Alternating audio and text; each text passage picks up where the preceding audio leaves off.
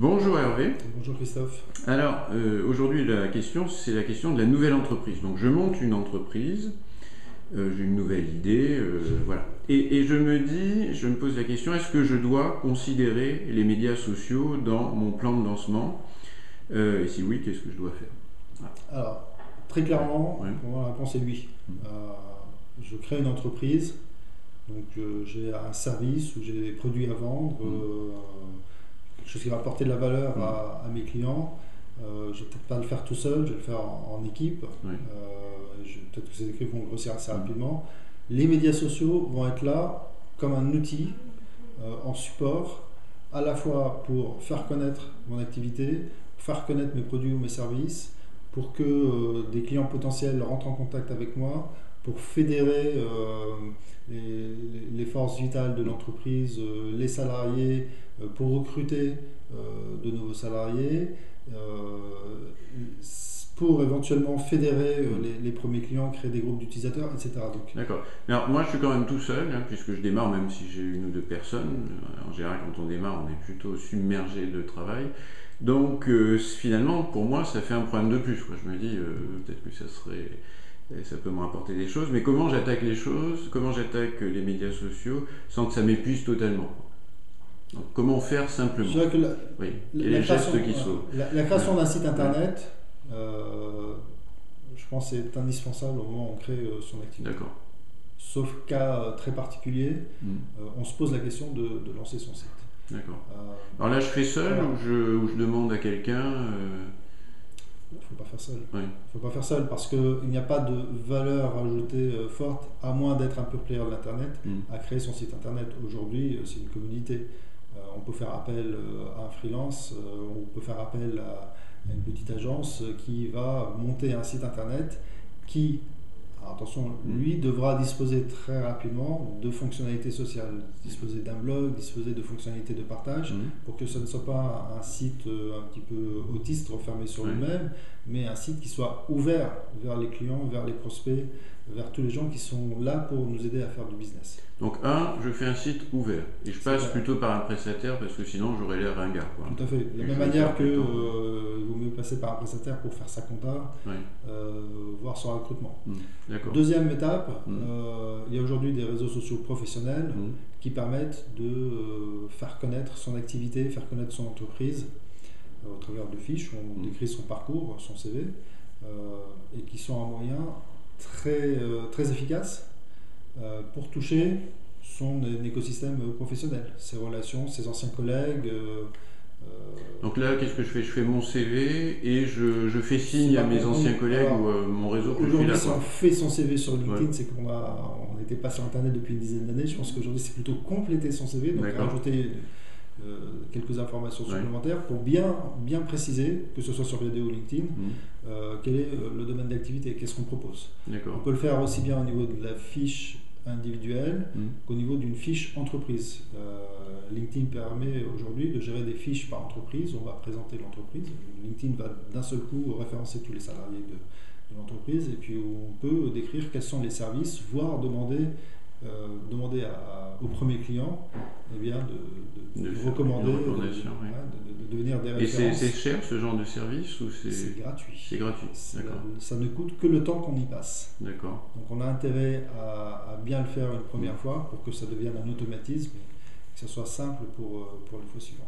Très bien. Alors deuxième point, donc réseau professionnel. Alors ensuite. Troisième point, je dirais voir comment les médias sociaux vont pouvoir être utilisés dans le cadre de son activité pour renforcer la visibilité et la notoriété de son offre ou de ses produits. D'accord. Ça peut être par exemple si on a si on vend des robots révolutionnaires ou si on vend des choses qui sont très visuelles, ça peut passer par de la vidéo, des petites vidéos sur une chaîne YouTube dédiée à l'entreprise qui permettront de voir en quoi les produits de mon entreprise se distinguent des autres. Ça peut être une série d'interviews, si on est un consultant et qu'on veut faire connaître son savoir-faire en interviewant un certain nombre d'acteurs importants de son domaine d'activité, qu'ils soient clients ou non d'ailleurs. On peut très bien interviewer des gens qui ne sont même pas des prospects, mais simplement pour montrer qu'on a cette capacité à bien comprendre leur domaine d'activité. D'accord.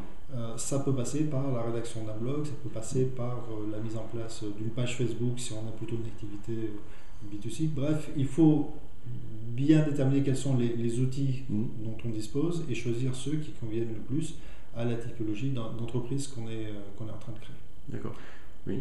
Alors, il y a même des effets très, très amusants. Je pense à une société qui s'appelle PILK, P-E-A-L-K, qui s'est créée il y a quelques mois à peine, montée par 4 jeunes ingénieurs, une petite start-up qui initialement avait un projet, je ne me souviens même plus du thème exact, qui ont utilisé les réseaux sociaux professionnels, donc LinkedIn, pour toucher les premiers contacts, pour commencer à faire du business, et puis qui se sont rendus compte finalement qu'il manquait quelques couches de mise en relation dans LinkedIn, et qui ont développé ces couches de mise en relation, et qui en ont fait un produit, et qui se sont dit finalement que ce produit-là était encore plus performant que le produit qu'ils avaient mis au point lors de la première étape.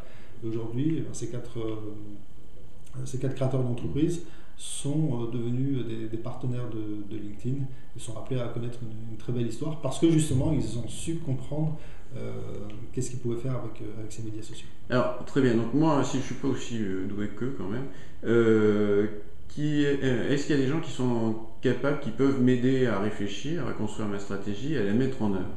Et pour quel prix? C'est-à-dire, est-ce que c'est dans les budgets d'une start-up? Alors, c'est dans les prix. Oui. Tout dépend du temps qu'on est prêt à y consacrer.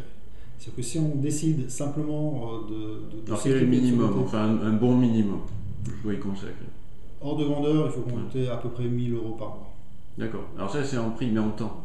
En temps, ça va représenter une ressource à peu près à 20% du temps, 25% du temps. D'accord.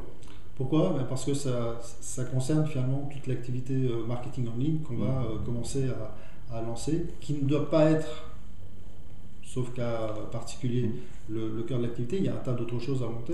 Il faut s'approvisionner, il faut créer ses circuits de distribution, il faut recruter du monde, etc. Mais il ne faut pas non plus oublier qu'il y a une activité. Il faut faire connaître ses produits, il faut faire connaître ses consultants, il faut faire connaître son activité, il faut faire connaître son entreprise. Et passer une journée par semaine, voire un petit peu plus, ou 2 heures par jour sur cet aspect de marketing en ligne est indispensable. Et pour cela, eh bien, soit on fait tout en interne, soit on peut faire appel à un consultant ou à un partenaire externe qui va vous aider pour justement être le plus efficace le plus rapidement possible. Donc ça serait peut-être le premier réflexe, c'est de trouver quelqu'un qui va m'aider à réfléchir et à construire mon plan de mise en œuvre. Bien entendu. Sauf à avoir eu une expérience similaire auparavant, ce qui peut être le cas. On a tout intérêt à passer un peu de temps avec ce type d'acteurs qui pourront aider à alors faire justement, le choix. Comment on les trouve? C'est-à-dire ça ressemble à quoi? C'est une agence de communication? Agence de communication en ligne, je prends l'exemple de Blog Angel, c'est ce qu'on fait. On ne travaille pas qu'avec des grands comptes, on travaille avec un tas de petites structures qui ont des budgets qui vont varier de 6 000 à 15 000 € sur l'année, par exemple, en fonction de ce mode de prédiation sur Internet. Est-ce qu'ils souhaitent y aller franco ou est-ce qu'ils souhaitent y aller petit à petit? Ça peut être, par exemple, la représentation d'une université étrangère en Europe qui cherche à fédérer des anciens élèves. Ça peut être une start-up qui monte un nouveau produit assez révolutionnaire, une nouvelle application iPhone et qui va la faire connaître assez rapidement auprès d'une communauté de blogueurs. Ça peut être des offres de services qu'on cherche à faire connaître autrement que par les moyens traditionnels. Bref, il y a un éventail suffisamment large. Très bien. Merci beaucoup Hervé. Merci Christophe.